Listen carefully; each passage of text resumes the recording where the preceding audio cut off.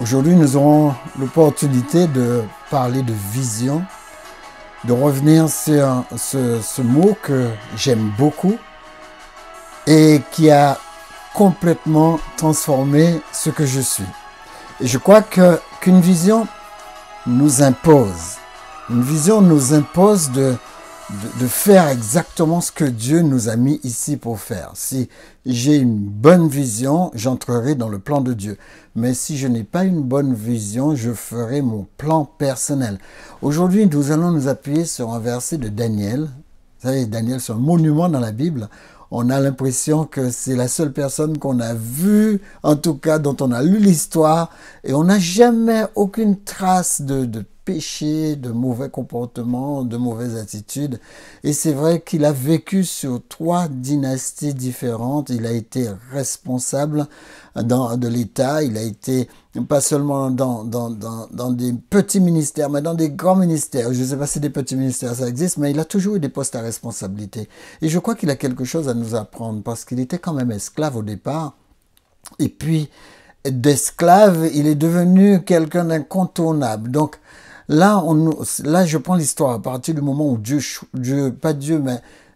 à partir du moment où Nebuchadnezzar, à partir de Nebuchadnezzar, il choisit son personnel. Alors le roi ordonna à Ascanaz, chef du personnel, de faire venir Daniel. Je suis en Daniel 1, versets 3 et 4.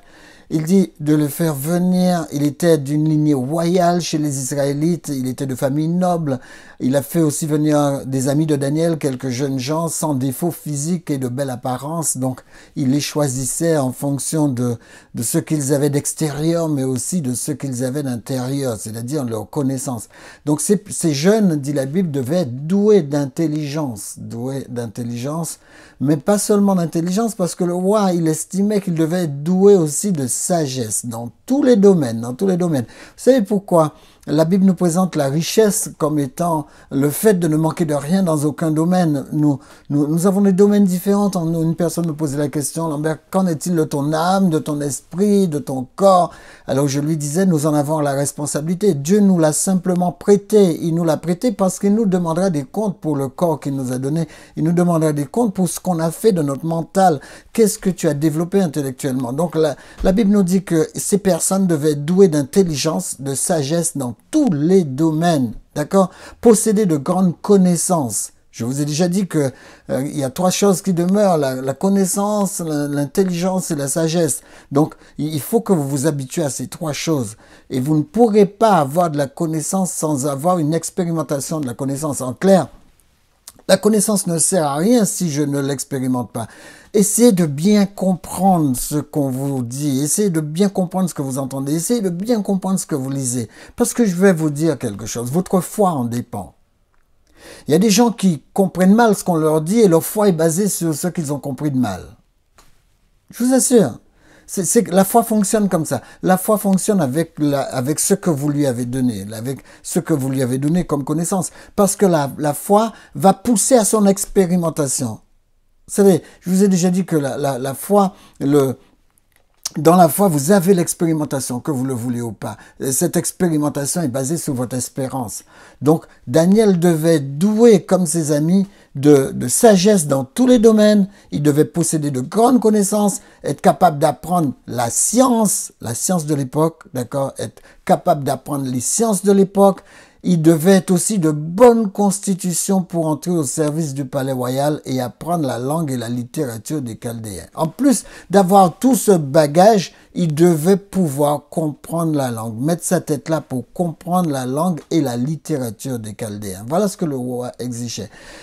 J'aurais aimé prendre quelques mots de ce passage parce que toute ma présentation va être sur ce passage, donc je vais simplement piocher quelques mots de ce passage. C'est assez dur ce que je vais faire, mais je voulais simplifier de manière à ce que vous puissiez avoir un accès à ces mots hébraïques, d'accord? Alors on nous dit premièrement que ces hommes étaient de belle apparence. Le mot là, c'est mara, d'accord? C'est-à-dire, de belle apparence signifie en hébreu ce qu'on voit de toi. Mais de belle apparence signifie aussi ta capacité à visionner les choses, ta capacité à voir, pas seulement ce qu'on voit de toi, parce que l'hébreu a toujours deux sens, pas seulement ce qu'on voit sur toi et qu'on voit de toi, parce que de toi et sur toi, c'est complémentaire. C'est-à-dire que les gens doivent pouvoir regarder ton apparence et ton apparence doit pouvoir les interpeller. Interpeller sur l'attitude que tu peux avoir. Parce que si vous mettez, vous avez vu certaines personnes qui se mettent en excentricité. Ok, il est excentrique, mais les gens vont percevoir quelque chose de cette excentricité. Donc vous avez intérêt à ce que cette excentricité reflète réellement ce que vous êtes. Parce que votre apparence en dira toujours long sur vous. Vous pouvez aussi vous tromper, vous pouvez aussi avoir une apparence qui ne corrobore même pas ce que vous êtes.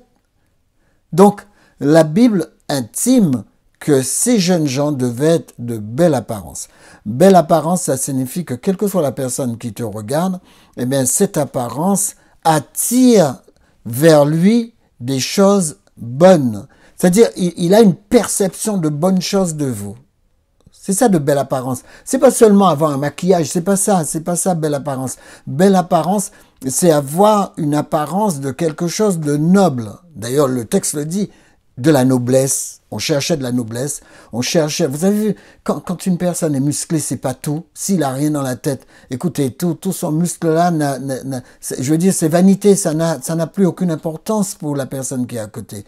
Tandis que si c'est une personne qui a de la connaissance, qui a de l'expérience, quelqu'un sur qui on peut s'appuyer, pas seulement s'appuyer sur les muscles, mais s'appuyer sur ce que ces muscles représentent. D'accord? Donc, ce qu'on voit donc de toi, dans ton attitude, dans tes caractéristiques, dans ce que tu projettes comme image, ce qu'on voit de toi, mais c'est aussi ta capacité à voir les choses. Tu peux pas être bête, ta capacité à voir les choses. Si tu n'as pas une capacité de vision, les gens ne pourront pas te suivre, les gens vont même pas t'écouter.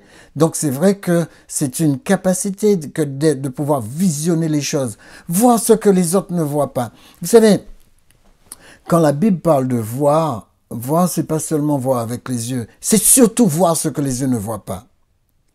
On me racontait l'histoire d'un papa qui était avec sa fille en croisière et il a pris sa fille parce qu'elle était toute petite, elle ne voyait pas, tout le monde était là. Donc il a pris sa fille, il l'a mis sur ses épaules et il s'est approché sur le bord du bateau et la fille regardait au loin et elle a dit « Papa, regarde l'océan.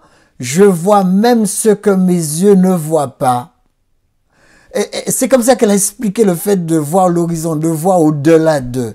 En fin de compte, une vision, c'est ça. Une vision, c'est capable de voir ce que les yeux ne voient pas, voir au-delà de notre expérimentation, voir en projection. C'est ce qui est important, savoir se projeter. Si vous n'arrivez pas à vous projeter, vous savez que vous n'irez pas loin. Vous n'irez pas loin. Vous allez vous contenter de vivre ce que l'environnement vous apporte. C'est-à-dire que vous serez tributaire des choses qui sont autour de vous, des choses qui s'imposent à vous. Le but de la vie, c'est pas d'être tributaire de ce qui vous est imposé, mais c'est surtout imposer des choses, c'est assujettir les choses. La Bible dit clairement, assujettir ce qui est autour de vous, assujettir dans un domaine. Et je ne cesse de le dire, j'essaie de mettre la pression en disant, assurez-vous d'avoir un domaine où vous êtes classe, un domaine où vous maîtrisez les choses, un domaine où on est obligé de passer par vous. Vous êtes un plombier, soyez un bon plombier, donnez du bon résultat. Les gens vous appelleront, vous n'aurez plus besoin de courir après les gens, vous n'aurez plus besoin de faire de la publicité. De bouche à oreille, on fera votre publicité parce qu'on distinguera le bon plombier de celui qui fait n'importe quoi. Vous savez, quand vous allez quelque part, que vous travaillez, et qu'on ne vous rappelle plus. On ne vous rappelle plus.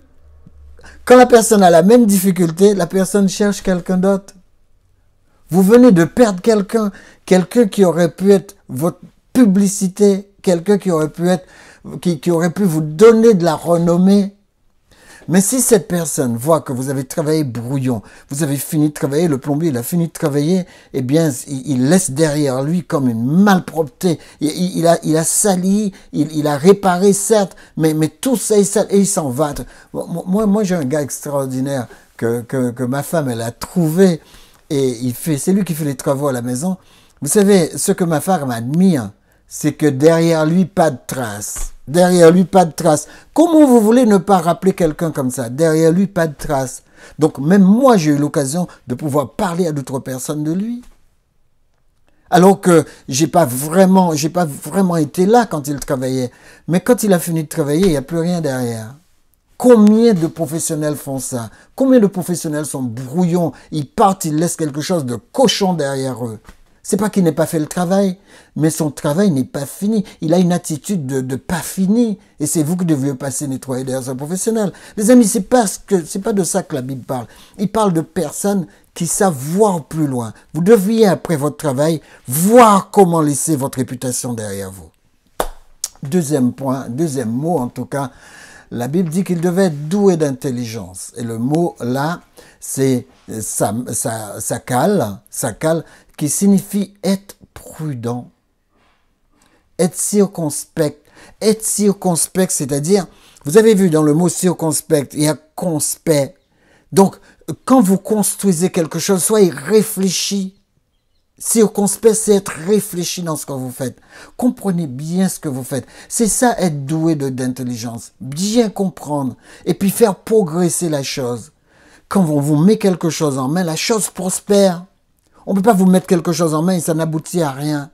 Moi, quand j'achète un instrument, quand j'achète quelque chose pour mon travail, il faut que ça ait un lien avec ma prospérité. Sans quoi, c'est pas la peine d'acheter. Je peux pas acheter quelque chose qui me brigue et qui me donne comment dirais-je, qui me donne un savoir-faire farfelu.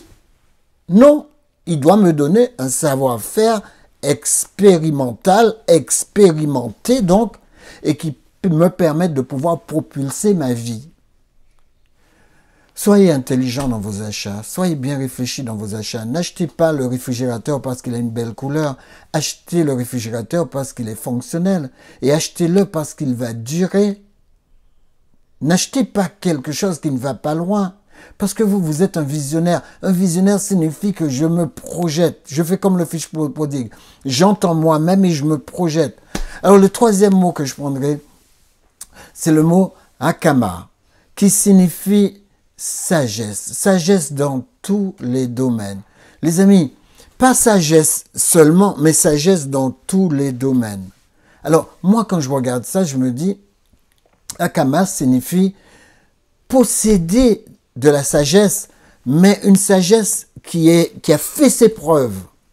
C'est pas une sagesse qu'on m'a racontée. Vous savez, il y a plein de racontars de sagesse. Il y a plein de citations de sagesse. Mais expérimenter cette sagesse. Alors, je répète, la Bible parle de connaissance, il parle d'intelligence, il parle de sagesse. Moi, je dois d'abord passer par la connaissance. La connaissance ne s'acquiert que par l'expérimentation. Si vous n'avez pas une expérience de cette connaissance, c'est pas la peine. C'est pas la peine. Les connaissances livresques, c'est pas de ça que je parle. Je parle d'une connaissance livresque qui est devenue une réalité expérimentale, une réalité dans ma vie. Ensuite, cette expérience, qu'est-ce que je vais en faire? Je vais y ajouter de l'intelligence et cette intelligence ajoutée me permettra de tirer une sagesse complète, une sagesse qui lui est impartie. Donc, la sagesse dans tous les domaines, quel que soit le domaine que vous abordez, soyez sage. Ayez la bonne attitude. Développez les bonnes aptitudes. Maintenant, c'est vrai que ça inclut posséder de la connaissance, une connaissance expérimentée, mais être capable aussi d'apprendre. Le texte dit être capable d'apprendre la science. Voilà ce qu'on exigeait de ces jeunes. Vous savez, si vous devenez comme Daniel, si vous devenez comme ce jeune, quel que soit votre âge, si vous devenez comme ce jeune, on ne pourra pas se lasser de vous. On ne demandera pas à ce que vous soyez viré de votre travail. On ne pourra pas se fatiguer de vous. Au contraire, vous deviendrez une source d'eau vive là où vous officez. Les gens n'ont aucune hâte. Une personne m'a dit une fois, « Monsieur, j'aurais tellement aimé vous avoir tous les jours dans mon salon pour m'expliquer la Bible. » Une autre personne m'a dit, « J'aurais tellement aimé vous avoir uniquement pour développer ma santé, savoir comment manger, savoir... » Parce que c'est une réalité. Les gens vous regardent et les gens voient ce qu'ils veulent en vous. Et quand les gens veulent quelque chose en vous, eh bien, les gens ne se lasseront pas de vous. Alors, la Bible nous dit que Daniel, le quatrième élément, donc posséder de grandes connaissances, un cinquième élément, être capable d'apprendre de nouvelles choses. La Bible dit être capable d'apprendre la science. C'est ce que disait Nebuchadnezzar, c'est-à-dire la connaissance des choses. Quand vous abordez quelque chose au niveau d'une semence, vous devriez au moins essayer de comprendre comment ça fonctionne. Donc il dit, sixièmement, vous devez être de bonne constitution, de bonne constitution. Je me rappelle quand j'étais petit, on nous disait, essayez toujours, battez-vous toujours pour être de bonne constitution. Alors moi je croyais que la bonne constitution, c'est les parents qui donnaient ça de manière génétique. Mais c'est pas tout. Les parents peuvent vous donner cette base génétique. Mais la bonne constitution se développe. Il se développe aussi. Les parents vous donnent d'avoir des muscles. Si vous ne développez pas cette musculature, vous allez le perdre. Vos parents, quand vous êtes né sans maladie. Mais si vous ne prenez pas l'habitude de vous prémunir contre la maladie finira par vous avoir. Moi, je rencontre de jeunes personnes, je rencontre des personnes de plus en plus jeunes malades, de plus en plus jeunes malades. Avant, je rencontrais des personnes malades à partir de 37 ans, 40 ans, etc. Parce que vous savez, à partir de 32 ans, les gens commencent à faire très attention à leur santé. Ils commencent par éviter d'être trop souvent dans des fast-foods. Ils essaient d'éviter de manger trop sucré. À partir de la trentaine, les gens font vraiment attention à eux. Quand on a 15, 16, 17 ans, on mange n'importe quoi, n'importe comment dans la majorité des cas. J'ai pas dit qu'il n'y a pas d'exception, mais dans la majorité des cas. Moi, je suis passé par là, aimer manger les fast-foods. Et les fast-foods, c'est tellement agréable. Vous arrivez là, on prend un morceau de pain, on vous met de la viande dedans, on met 2-3 feuilles de salade. Mais qu'est-ce que c'est bon! Le problème, c'est que vous pouvez pas en faire. Vous pouvez pas en faire une manière de vous nourrir. Parce que vous allez vite voir que vous allez avoir des problèmes de santé. Parce que Dieu, qu'est-ce qu'il a mis dans la nature? Rappelez-vous Daniel. Même Daniel a dit à Nebuchadnezzar, écoute, donne-moi des crudités, donne-moi des légumes, donne-moi des fruits, donne-moi des choses naturelles. Vous savez, si vous prenez des légumes, des fruits, des graines, vous êtes dans la bonne direction. Après, il suffit d'ajouter quelques petites choses à côté, comme le miel, etc., pour prendre votre sucre, et vous vous rendez compte. Mais j'ai pas dit d'abus. Il y a des personnes qui se rendent malades avec du miel. Ils croient que parce que le miel est bon, il faut prendre un pot de miel tous les matins. Non, ça marche pas non plus. Dites-vous que trop de fructose va vous nuire quand même. C'est pas parce que vous avez laissé le saccharose et que vous courez après du fructose que ça va pas vous nuire. Non, c'est pas vrai. Il faut absolument que vous appreniez à avoir de la connaissance au niveau alimentaire, la connaissance, une bonne attitude alimentaire. Je mange, mais comment je mange? Comment est-ce que j'utilise cette nourriture pour avoir une bonne santé? Et pas seulement une bonne santé. Une bonne santé, ça ne suffit pas. Il faut aussi développer votre forme physique. Développer la forme physique. Vous levez tous les matins, faire une demi-heure de marche. Qu'est-ce que ça vous coûte? Qu'il pleuve, qu'il neige, qu'il vente. Vous en avez pour 30 minutes à aller marcher. Marcher un bon rythme et rentrer. Moi, je marche pendant 1 heure. Alors, vous pouvez faire 30 minutes. Il y en a même qui me disent qu'ils font 20 minutes et ça va très bien. Leur circulation sanguine a repris. Ils sont mieux. Ils n'ont plus des fourmillements dans les jambes. Ils n'ont plus des fourmillements dans les doigts. Ça signifie que leur circulation a repris ses prérogatives.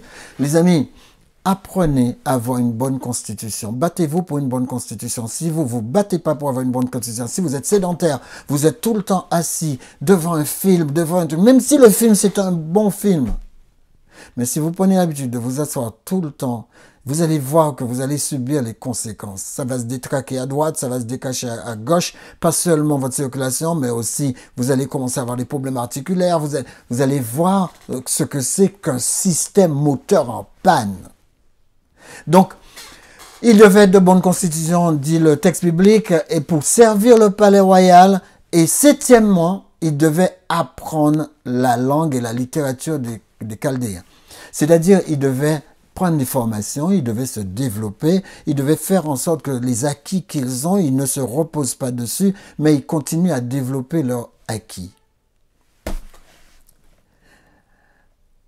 De belle apparence, doué d'intelligence, avoir de la sagesse dans tous les domaines, posséder de grandes connaissances, être capable d'apprendre la science et d'être de bonne constitution, et enfin, savoir apprendre les choses, savoir se développer.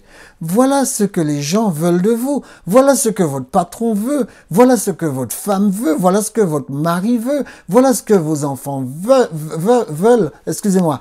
Mais si les enfants ont ça de la part de leurs parents, ils seront fiers de parler de leurs parents. J'ai même un parent qui m'a dit, mon fils m'a dit qu'il veut plus que je le dépose à l'école. Il veut pas que les gens me voient. Parce qu'il a une autre opinion de ses parents.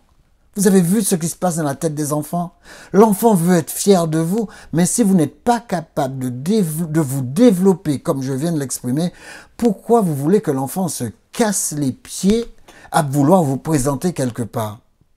Essayez de comprendre pourquoi vos enfants vont dans des fêtes et qu'ils n'ont pas envie de vous amener. Parce qu'ils ont rencontré les parents qui sont en face et ils se sont dit, c'est pas la peine que je présente mes parents. C'est dur ce que je dis. Mais la réalité vient de la bouche des enfants. Moi, il y a certains enfants qui me disent « Ah, moi, je veux pas que papa me mette devant l'école. Je demande à papa de me déposer un peu plus bas pour que moi, je puisse marcher, aller à l'école. » Parce que l'enfant ne veut pas présenter son père. J'ai bien aimé un jour où mon fils est venu, il me dit « Papa, tu sais, quand tu m'as déposé à l'école, tu sais ce que les enfants ont dit? Ils ont dit « Waouh, qu'est-ce qu'il est classe ton père !» Les amis, ça m'a flatté quelque part d'entendre ça.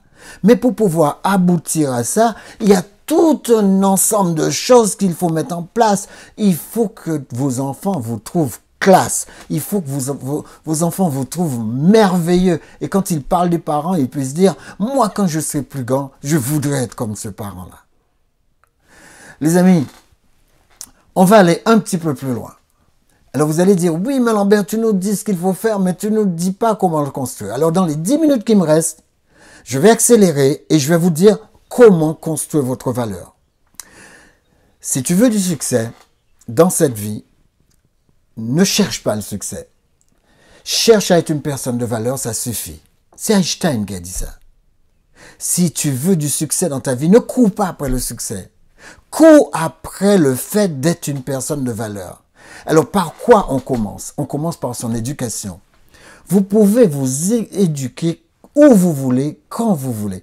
Moi, je regarde tous ces logiciels sur Internet. Pour rien du tout, pour 90 €, pour 70 €, ils vous offrent une nouvelle formation. Alors, appelez-moi, je vais vous donner les noms parce que je ne veux pas faire de publicité là. N'essaie pas de devenir un homme de succès, dit Einstein. Essaie plutôt de devenir un homme de valeur. Cultivez-vous. La culture, elle est quasiment gratuite aujourd'hui. Vous pouvez vous cultiver, je veux dire, il y a même une acculturation gratuite. Vous pouvez aller vous éduquer, ne serait-ce que sur des réseaux comme YouTube. Tiens, je suis sur YouTube et je vous en parle. Vous tapez n'importe quel tuto sur n'importe quelle chose que vous avez développée et vous avez quelqu'un qui vous explique comment faire. Vous voulez faire un peu de compta, boum. Vous voulez savoir comment établir un budget, boum. Il suffit de taper comment établir un budget. Et boum, vous avez tout le résultat. Les amis, les gens vous aident. Les gens vous aident parce que les gens veulent donner de la connaissance gratuitement. Vous pouvez l'avoir. Alors, pourquoi est-ce qu'on va vous chercher? Alors, le texte, il est clair. Pourquoi est-ce qu'on va vous chercher? Pourquoi un patron veut de vous? Pourquoi on va vous courir après? Parce que certaines personnes me disent qu'ils vont dans un boulot et puis ils me disent, Lambert, le gars, à peine 5 minutes avec moi, le gars, j'ai bien compris qu'il en avait marre de moi. Comment voulez-vous décocher un job? J'ai une maman qui m'a dit, mon fils, il a déjà 40 ans et l'autre a 37 ans, je crois, ou 35 ans. Et le troisième, il m'a dit, mes 3 enfants ne travaillent pas. Personne ne veut les embaucher. Franchement, vous trouvez ça normal? Moi, je suis là en train de me dire, mais c'est une catastrophe. Moi, personnellement, je ne cherche pas à ce qu'on m'embauche. J'ai toujours dit à mes enfants, embauchez-vous vous-même. Mais si les parents languissent après le fait que vous ne travaillez pas, ça fait mal au cœur. 40 ans, on ne peut pas avoir 40 ans et ne pas travailler. J'ai lu quelque part, je crois que j'ai lu ou je l'ai vu, quelque part où, c'est au Japon. Au Japon. Je ne me rappelle plus comment on les appelle, mais il y a une catégorie de personnes qui sont chez leurs parents, ils ont entre 30 et 40 ans, ils sont chez leurs parents, ils sont déconnectés de la société. déconnectés de la société. Ils ont un nom, je ne me rappelle pas le nom, mais vous pourrez trouver ce nom-là. Ce sont des gens qui se déconnectent de la société, ça les intéresse pas de travailler, ça les intéresse pas parce qu'il y a trop de challenges, il y a trop de défis, donc ça les intéresse pas de travailler. Donc ils s'enferment chez leurs parents et c'est les parents qui doivent les nourrir jusqu'à la fin de leur vie. Il y a des jeunes filles, il y a des jeunes garçons qui sont dans ce cadre-là. Ils sont, j'allais presque dire, ils sont pas asociaux, mais ils sont désociaux, si on veut. C'est-à-dire, c'est volontairement qu'ils l'ont fait. C'est pas parce qu'une maladie les a touchés. Non, volontairement, ils se sont désocialisés. Donc, les gens vous chercheront pourquoi? Pour votre capacité à voir les choses, pour votre capacité à vous projeter. Si vous êtes quelqu'un qui avait une vision de plus que les autres, les gens vous chercheront, ils courront après vous. Si vous avez une créativité, vous savez, Dieu nous a appelés à être créatifs. Il a dit qu'on est à son image, c'est-à-dire à l'image d'Élohim, le créateur. C'est-à-dire que obligatoirement Dieu a mis en nous une créativité. Développez votre créativité. Troisième chose pour laquelle on vous cherchera, c'est votre savoir-faire face aux situations. Les gens veulent savoir ce qu'il faut faire face à telle ou telle situation. Si vous savez le faire, eh bien vous passez en priorité. Les gens ont besoin de vous pour votre spécialisation. Vous vous spécialisez en quoi? C'est ce que les gens veulent savoir. Où est-ce qu'il est bon? Où est-ce qu'il sort de l'ordinaire? Où est-il extraordinaire? Les gens vous chercheront aussi simplement pour votre jugement scientifique des choses. Si vous savez dire les choses avec justesse, si vous savez dire les choses telles qu'elles sont, les décortiquer, les amener à la compréhension des autres, les gens vous chercheront pour ce jugement-là. Les gens vous chercheront aussi pour votre santé. Les gens ne courent pas pour chercher des personnes malades pour travailler. Donc, essayez de vous intéresser à votre santé. Vous savez, si vous ne savez pas vers qui vous tournez, tournez-vous vers moi. Je vais vous montrer exactement comment faire pour avoir une bonne prévention santé. Et puis, septièmement, après la santé, c'est la maîtrise du langage et de la culture. Les gens ne cherchent pas des gens qui disent le pour là. Les gens cherchent des personnes qui savent s'exprimer. Moi, j'étais en train d'écouter une personne qui est une star. J'étais en train d'écouter son langage et je me dis, waouh, heureusement qu'il a du succès en chantant. Et il disait, il prenait des pluriels mélangés avec des singuliers. Il ne maîtrisait pas du tout la langue. Et moi, j'ai écouté, il n'est pas le seul. J'ai écouté un autre que beaucoup de jeunes connaissent. Et puis, il avait des problèmes pour pouvoir aligner une phrase. Parce que ces phrases étaient corrigées par une personne avant qu'il chante. Les amis, ne vous arrêtez jamais d'apprendre. Ne vous arrêtez pas, continuez. Dites-vous que l'apprentissage scolaire, c'était quoi? C'était simplement comment apprendre. La manière de fonctionner à l'école, c'était simplement pour vous apprendre comment apprendre. Et après, toute votre vie, vous apprendrez. Toute votre vie, vous aurez à vous battre avec cela. Donc, ne vous arrêtez jamais d'apprendre. Et là, en Daniel 12, verset 4, la Bible dit, « Toi, Daniel, tiens secrète ces paroles. Scelle le livre jusqu'au temps de la fin. Plusieurs alors liront le livre et la connaissance augmentera. » Vous avez vu ce que Dieu veut? Dieu veut que notre connaissance augmente. Il veut que nous comprenions que nous devons nous discipliner. Pourquoi est-ce que je me discipline? Parce que j'ai une vision et que cette vision m'impose un but. Je ne peux pas perdre mon temps après des choses qui n'ont rien à voir avec ma vision. Alors si vous avez un but dans la vie, si Dieu vous a donné un élément de projection, s'il vous a mis un projet en tête, restez dans la lignée de ce projet, ne vous dispersez pas. Vous savez, il y a des millions de projets sur Terre, tous les projets ne sont pas les vôtres. Restez dans la lignée de votre projet, restez dessus jusqu'à ce que vous atteigniez votre but. Alors pour atteindre ce but, cette vision elle-même va s'imposer à moi, elle va m'imposer une discipline.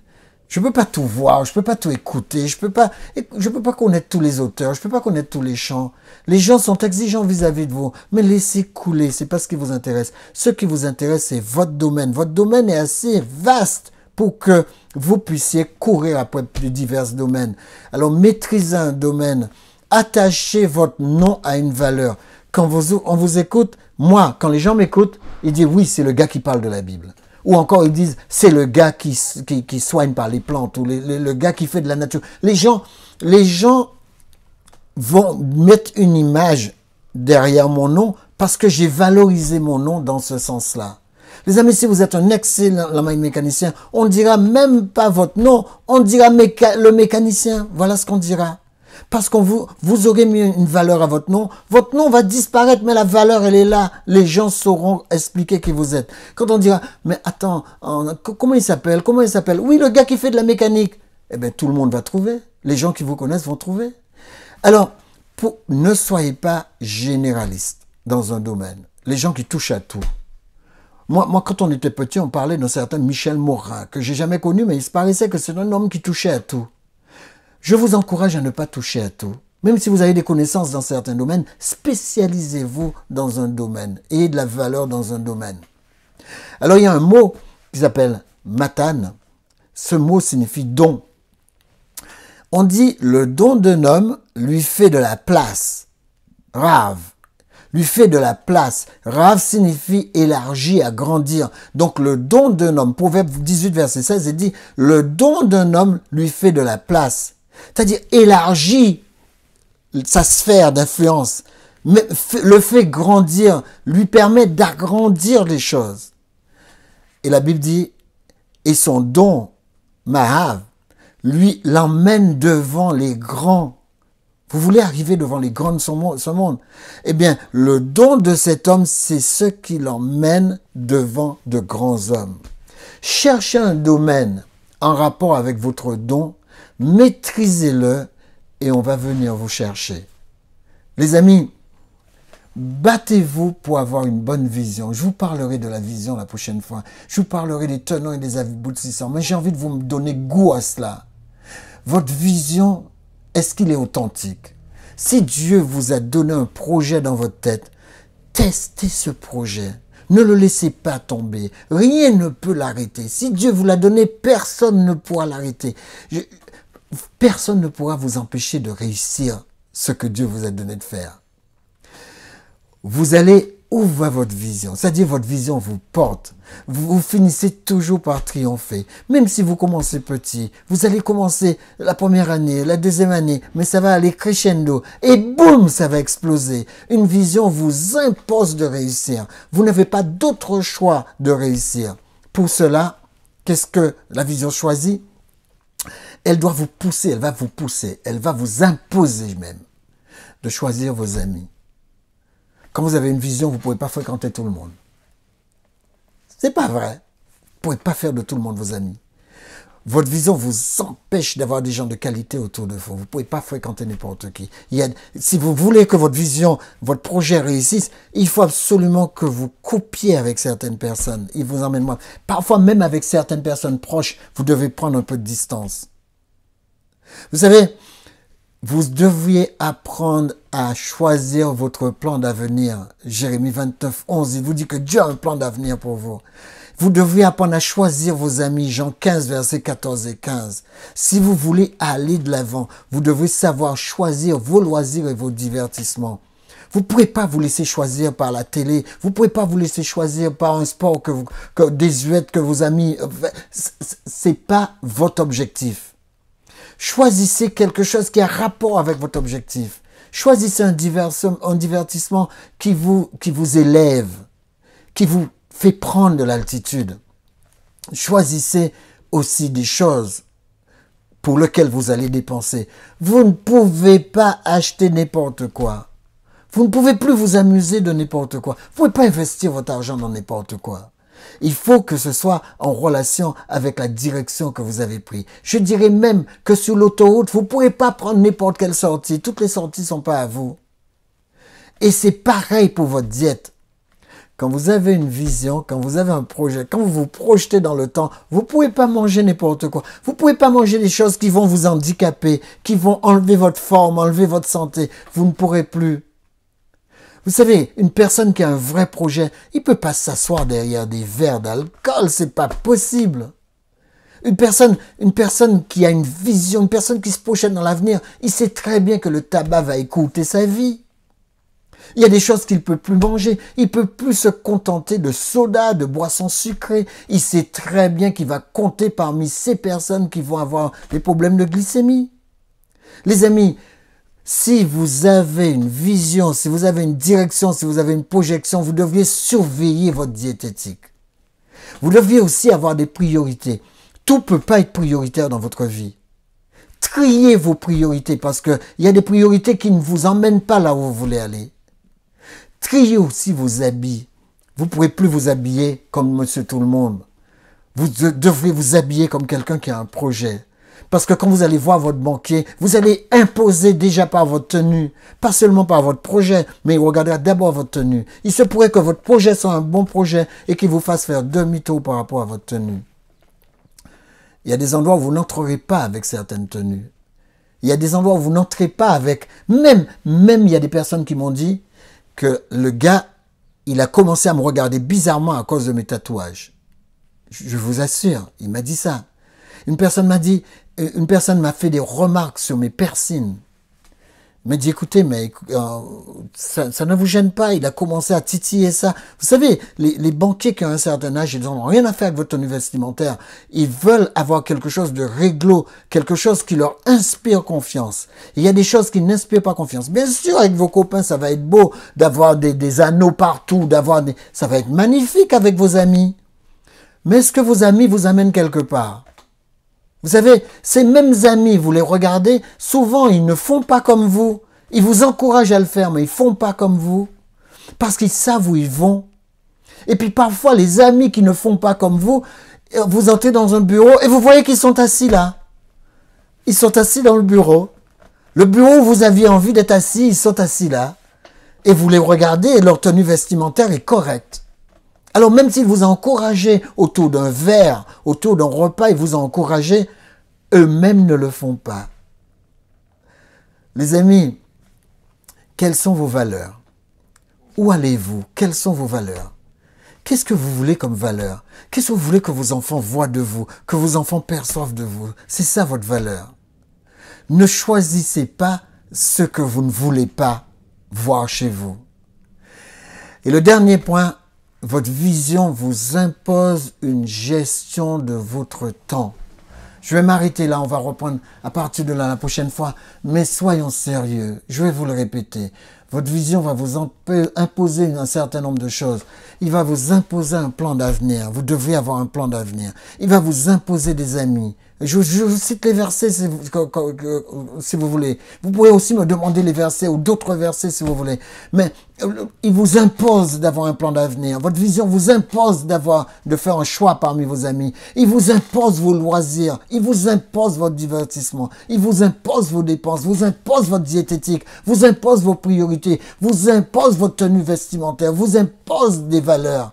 Il vous impose une gestion du temps. Vous ne pouvez pas vous attendre à gérer n'importe comment votre temps et croire que vous allez réussir. Que Dieu vous bénisse, que Dieu vous garde. Éternel, en tant que personnel, que tu daignes poser la main, Éternel, sur tes enfants. Faire en sorte qu'ils soient représentatifs parce que nous avons besoin d'influencer les gens qui sont autour de nous pour le royaume éternel. Que tu daignes, Éternel, les bénir là où ils sont. Je te prie, Éternel, pour tous ceux qui sont malades, car cette semaine encore, nous avons vu à quel point la maladie fait des ravages. Que tu daignes poser ta main sur eux, tendre Père.